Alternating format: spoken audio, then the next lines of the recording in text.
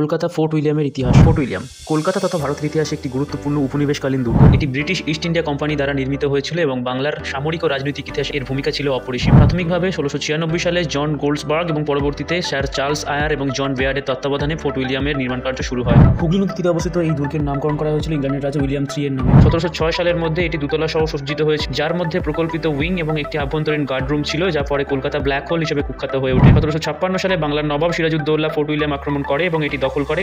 কলকাতার নাম পরিবর্তন করে রাখা হয় আলীনগর। এই সময়ের অত্যন্ত গুরুত্বপূর্ণ ঘটনা হলো ক্যালকাটা ব্ল্যাক হোল ট্র্যাজেডি, যেখানে 146 জন ব্রিটিশ বন্দীকে একটি 18 ফুট বাই 14 ফুট বিশিষ্ট ছোট্ট কোঠায় বন্দী করে রাখা হয়েছিল।